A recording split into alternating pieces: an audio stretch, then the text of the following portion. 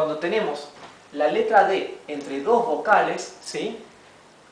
La D no se pronuncia exactamente como una D, se pronuncia y, ¿sí? Así se pronunciaría, como la JH, ¿sí?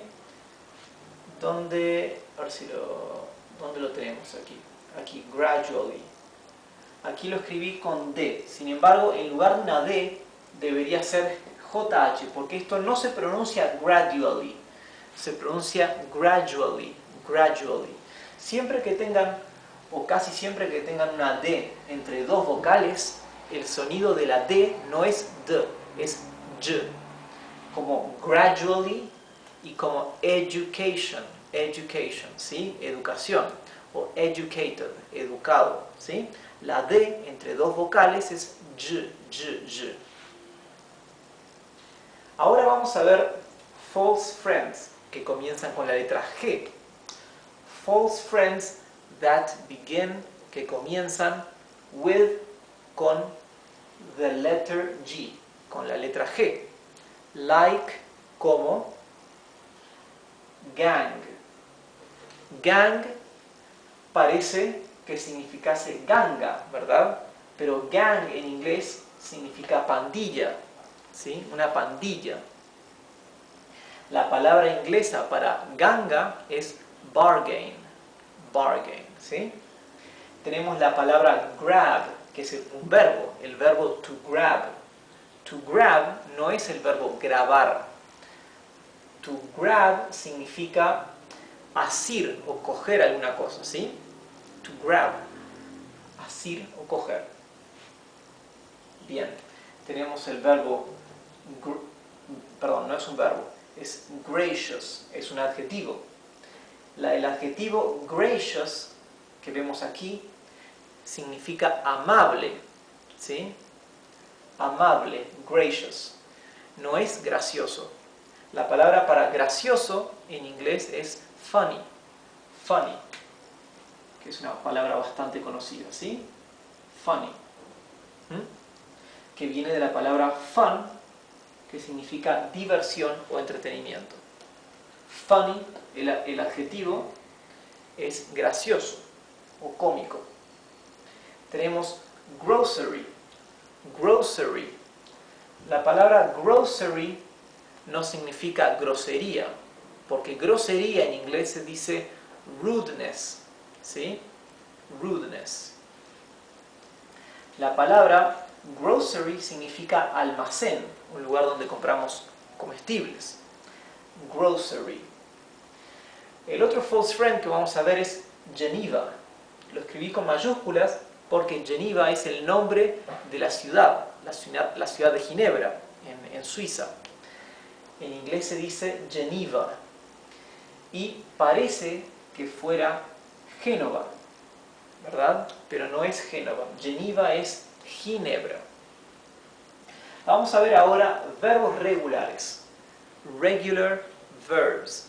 Regular verbs that begin with the letter G.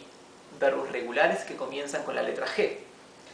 Como el verbo to greet. To greet es saludar, ¿sí? Saludar. Puede ser saludar para decir hola o saludar para despedirnos, ¿verdad? To greet. We can greet hello o we can greet goodbye. Podemos saludar hola o saludar de despedida. To greet, saludar. Tenemos to grab. To grab ya lo vimos, ¿verdad? To grab es coger o asir. Y tenemos to gamble. To gamble es jugar, pero no es jugar como play, ¿verdad? El verbo en inglés para jugar es play, ¿sí? Play, eso es jugar. Gamble es jugar en sentido de apostar, ¿sí? ¿Por qué no lo traduzco directamente como apostar? Porque hay otro verbo en inglés que es apostar, que es to bet. To bet. Esto es apostar. Por ejemplo, lo utilizamos así. Yo digo, te apuesto 100 pesos a que hoy lloverá. Bien, en inglés utilizamos el verbo to bet. I bet you, ¿sí? Apostamos. O vamos a apostar, let's bet, ¿sí? O voy a apostar más, I will bet some more. Pero cuando usamos gamble, lo decimos en sentido de estar jugando. A gambler es un apostador, ¿verdad? Una persona que tiene el vicio de estar jugando, apostando, ¿verdad? Cuando alguien está sentado en el casino, he's gambling, él está jugando, ¿verdad? O sea, gamble es literalmente jugar, pero en el sentido de apostar, ¿bien? Ahora vamos a ver lo que nos queda, irregular verbs that begin with the letter G, los verbos irregulares que comienzan con G. Tenemos to get, que es obtener. El verbo to get es importantísimo, no solamente porque el verbo obtener es un verbo muy utilizado, sino porque el verbo to get es un verbo que está utilizado en un número inmenso de los phrasal verbs ingleses, ¿sí? Phrasal verbs son los verbos frasales, los verbos que están compuestos por más de una palabra. Por ejemplo, levantarse en inglés es get up, ¿sí? Get up. Está formado por dos palabras, el verbo get y la palabra up.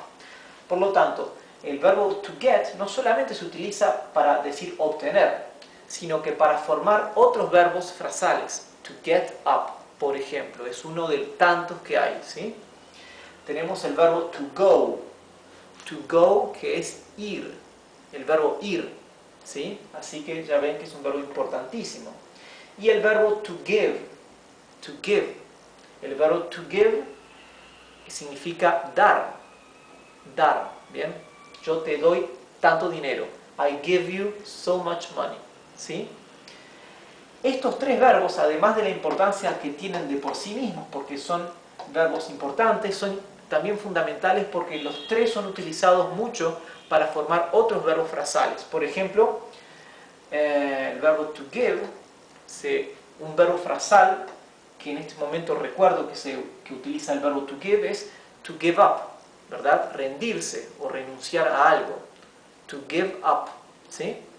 Así que es fundamental aprender a conjugar y a utilizar estos tres verbos.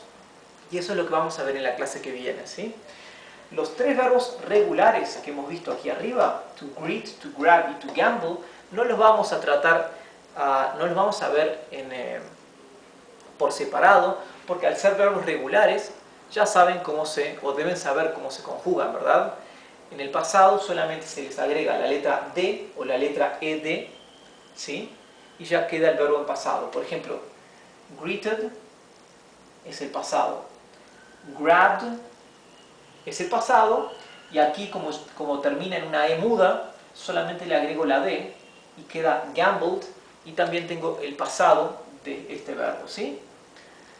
Y los verbos en futuro ya saben que no cambian, porque tenemos el verbo auxiliar will y luego el verbo en infinitivo, ¿sí?